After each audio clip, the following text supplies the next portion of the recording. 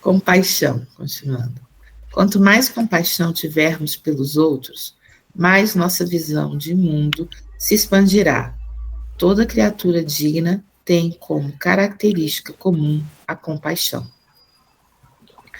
A compaixão não considera as vestes físicas. Encoraja homens e mulheres, adultos e crianças, europeus e asiáticos, a descobrir sua essência real, a reencontrar suas necessidades naturais e a expressar sua unicidade como seres humanos. A partir daí, todos se favorecem, não apenas por terem maior liberdade de agir e pensar, mas também por terem a autonomia de modificar suas vidas, modificando sua mentalidade. A compaixão e a sensibilidade são partes do amor cristão e ferramentas eficazes para entrarmos em contato com o que os outros sentem e escutá-los com atenção silenciosa. Só podemos expressar a autêntica compaixão se utilizarmos uma atmosfera de aceitação e respeito pelas dificuldades alheias. Dessa maneira, podemos penetrar e tocar o espírito de outra pessoa.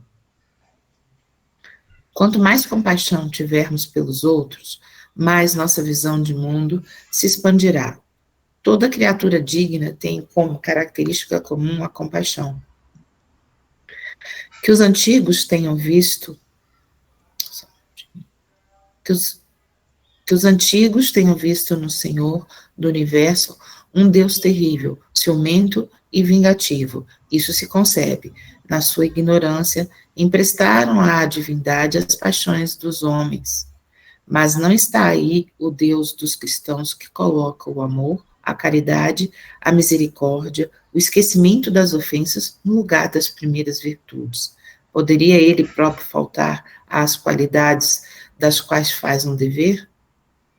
Não há contradição em atribuir-lhe a bondade infinita e a vingança infinita? Dizeis que antes de tudo ele é justo e que o homem não compreende sua justiça, mas a justiça não exclui a bondade. E ele não seria bom se consagrasse penas horríveis, perpétuas à maior parte das suas criaturas?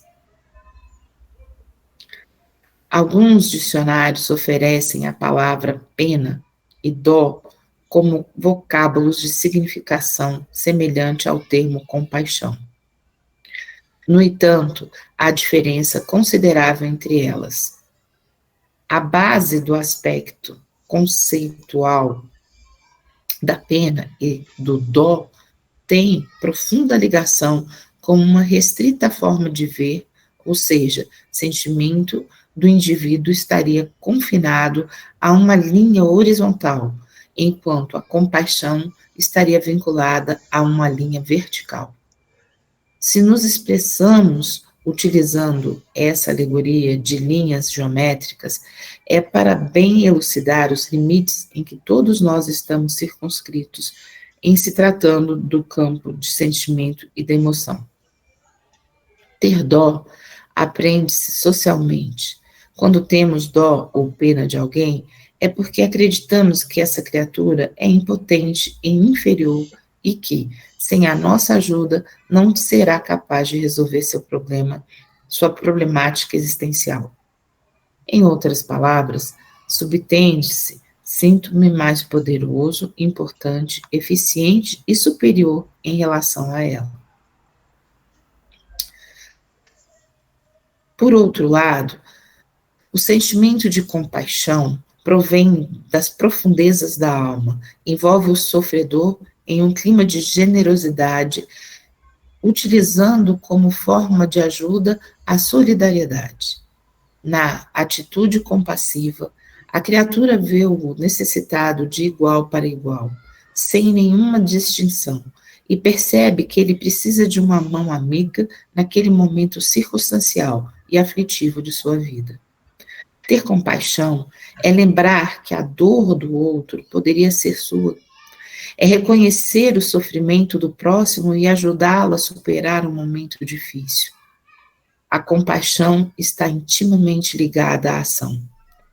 O grande pecado que ocorre nos dias atuais entre os povos e raças e, da mesma forma, em todas as áreas dos relacionamentos humanos, é a indiferença e a insensibilidade com a condição afetiva dos seres humanos. A insensibilidade é a mais vil transgressão das leis naturais, porque ela corrói e destrói o modelo solidário de ser e viver, não só em família, mas também em sociedade. A alegoria evangélica que o Mestre Jesus fez das sementes que caíram ao longo do caminho, entre os espinhos e sobre pedregulhos, nos faz recordar os relacionamentos que não germinam, sufocados pela frieza e pela superficialidade que frequentemente existem entre os seres humanos. Um olhar atencioso e um abraço carinhoso curam mais do que inúmeras caixas de remédios. O amor expressado dissipa toda e qualquer enfermidade. Através dos olhos da alma, podemos identificar com maior nitidez as aflições e dores escondidas nos outros, e dessa forma reconfortá-los ou acalentá-los com os braços da compaixão.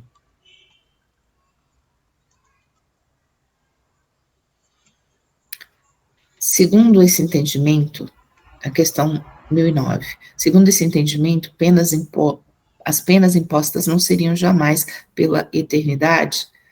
Interroga vosso bom senso, vossa razão. Perguntai-vos se uma condenação perpétua por alguns momentos de erro não seria a negação da bondade de Deus? Que é, com efeito, a duração da vida, fosse ela de 100 anos, em relação à eternidade? A eternidade. Compreendeis bem essa palavra? Sofrimentos, torturas sem fim, sem esperança, por algumas faltas? Vosso julgamento não rejeita semelhantes pensamentos? Que os antigos tenham visto no Senhor, no universo, um Deus terrível, ciumento e vingativo, isso se concebe. Na sua ignorância, emprestaram a divindade às paixões dos homens. Mas não está aí o Deus dos cristãos que coloca amor e caridade, a misericórdia e o esquecimento das ofensas no lugar das primeiras virtudes. Poderia ele próprio faltar às qualidades das quais faz um dever? Não há contradição em atribuir-lhe a bondade infinita e a vingança infinita?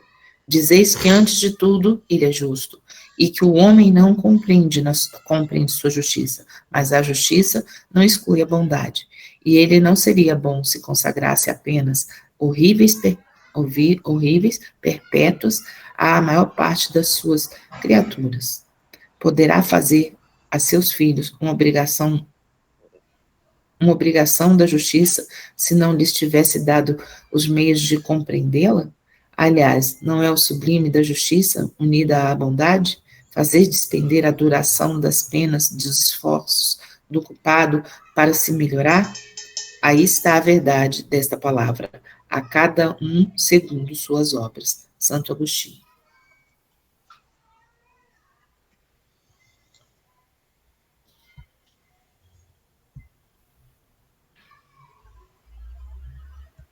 Eu lembrei agora do livro, eu não sei se o nome é esse tudo, as formas de amar, as 7 formas de amor, eu não sei se vocês conhecem esse livro.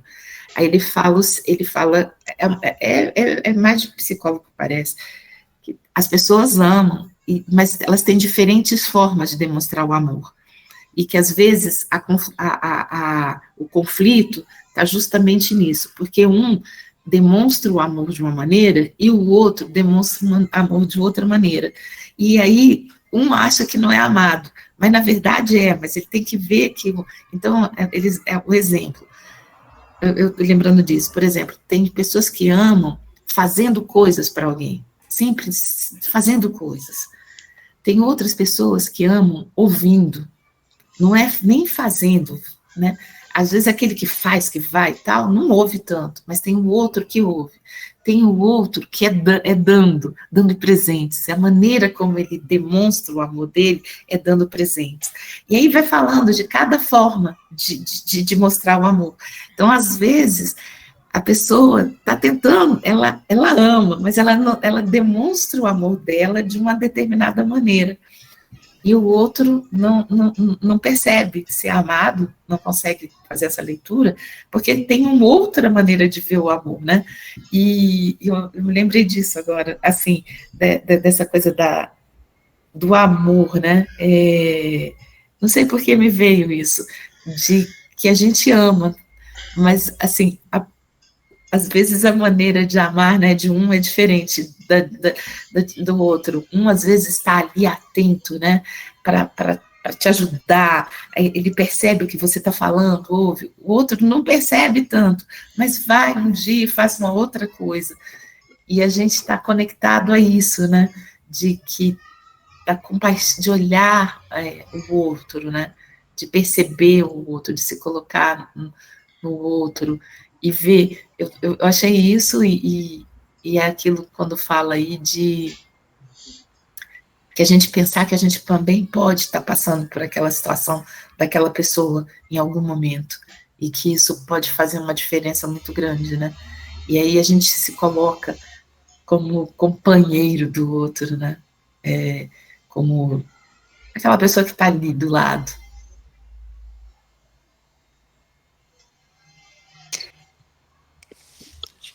Esse texto sobre a compaixão, eu teve uns pontos que eu achei bem interessante.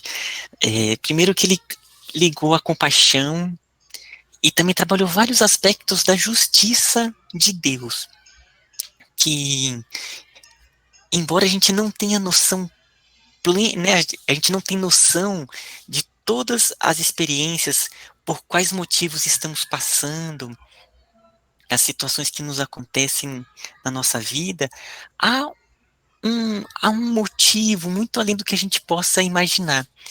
E isso ele ligou com a compaixão. Em que sentido?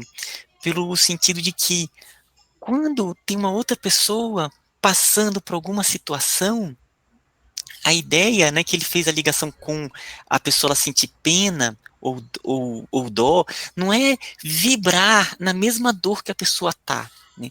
É entender que existe uma justiça e, e a envolvê-la de uma maneira que auxilie ela a, a, a ter forças para superar o momento difícil. Então, é, eu já coloquei aqui, não sei se foi na segunda-feira, enfim, é uma imagem que eu gosto muito. Eu acho que aqui eu já coloquei, talvez até mais de uma vez. É a figura do Cirineu. Eu com certeza já falei aqui na segunda-feira, que é quando o Cristo estava levando a cruz. Poderia ter sido, né, ali, opa, nossa, o sofrimento. Ele não, ele foi ali e auxiliou a carregar a cruz, né, durante uma trajetória ali. Então ali seria essa compaixão. Aqui fala que a compaixão, ela é ação, né? Tem uma parte que ele fala que a compaixão está intimamente ligada à ação. É aquele processo de auxiliar a pessoa no momento difícil, a superar, a ter força, e não ficar vibrando com ela naquela mesma frequência da dor, se achando injustiçado, né? Não, é profundamente ligado à coragem, né, que é até a próxima mensagem, é profundamente ligado à questão do, ó, força, vamos sair, ou através do escutar, ou através da oração, ou através da ação, enfim, da maneira que a pessoa ela puder auxiliar. Então foi esse o ponto aí que eu captei.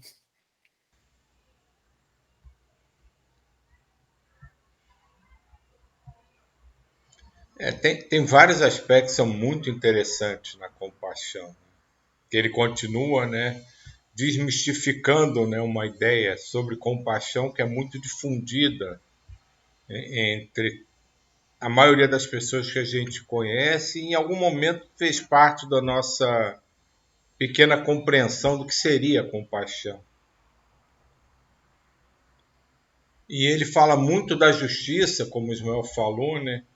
e remete muito dessa justiça ao Criador, né, a Deus, né? E isso, de alguma forma, leva ao questionamento de que se você não é feito para sofrer, que nenhum sofrimento vai ser eterno, se você não está aqui para ser castigado pelos seus erros, aí você acaba caindo naquela situação de que, como o perfeito cria o imperfeito, né? E do meu ponto de vista, aí é uma posição muito pessoal, que eu sempre coloco, né? É essa história de que nós somos aqui totalmente ignorantes para aprender como se tornar seres divinos, faz parte da nossa ignorância, porque nós já somos divinos desde que fomos criados. A gente tem uma dificuldade aí, cai nos mistérios, né? Como se diz muito aí, isso é um mistério da fé. Ninguém sabe explicar. Por que nós não temos essa consciência? Porque se nós somos fagulhas divinas, toda a perfeição divina já está em nós. Não dá para ele tirar um pedaço dele e montar um troço imperfeito. Dentro da lógica, né? Dentro da nossa capacidade, né? De ter lógica, né? Isso é ilógico. Não tem como acontecer. Se você pega um bolo maravilhoso e tira uma fatia, ela vai estar tão maravilhosa quanto o resto do bolo. Ela não vai estar pior, com gosto diferente, porque você separou ela do todo. E se a gente caminha para evoluir, entre aspas, e está cada vez mais parecido com o todo, tudo isso fica muito ilógico. Então a gente tem que buscar pela nossa memória mais, vamos assim, atávica, nossa memória mais profunda. E acho que esse é o nosso trabalho nessas encarnações. Lembrar o que nós somos, quem nós somos e parte de quem nós somos. E essa outra questão que a Diva falou muito bem do amor, né? Que muitas vezes tu vê situação que algumas pessoas são taxadas de indiferentes, que não ligam. Ah, o fulano não liga para mim, não liga para o filho, não sei o quê. Essa diferença da forma de amar, isso é extremamente pessoal. E é um conceito que quanto mais você se aprofunda na literatura espírita, você vê que o conceito de amar é muito distante do que a gente compreende. Que esse amor universal que a gente tanto professa e tanto busca, ele, para quem tem outras formas de amar, soa muito como uma indiferença, como pouco caso. Porque ele não se atém a esse ou aquele. É tudo igual, e quando é tudo igual, você age para o nosso ponto de vista, sem emoção. Porque você sabe onde todo mundo está, onde todo mundo vai chegar, e é aquela história, todo mundo no mesmo barco de fato. Então essas diferenças do modo de amar está muito relacionada aos nossos pés no chão, aqui na Terra. Cada um sente-se mais agradável ou mais amado de um jeito. E quando aquele jeito que a gente tem a percepção melhor não nos toca, a gente acha que não é amor, que não é consideração. Mas quanto mais a gente expandir esse conceito, menos necessidade a gente tem de demonstrá-lo. Porque ele é intrínseco. Ele faz parte de nós. E quem está ao nosso redor desenvolvendo o mesmo sentimento, tem a plena certeza que o mesmo sentimento que eu tenho é o que ele tem, é o que todo mundo tem. Então isso é uma coisa que as pessoas têm que começar a pensar. Quanto mais a gente desenvolve esse amor universal, esse amor total, menos, do ponto de vista encarnado, ele vai ser demonstrado. porque não precisa demonstrar o que já é compreendido.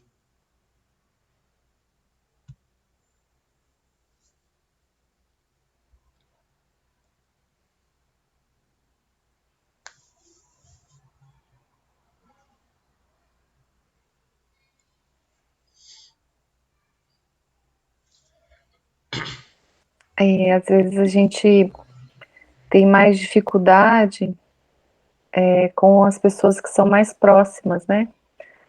Que familiares, ou aqueles que trabalham com a gente. Se a gente pensar que são colocados, né, nas nossas vidas também para a gente rever algumas questões, né? Ter essa compaixão também, né? Esse entendimento. E saber que está tudo no lugar certo, né?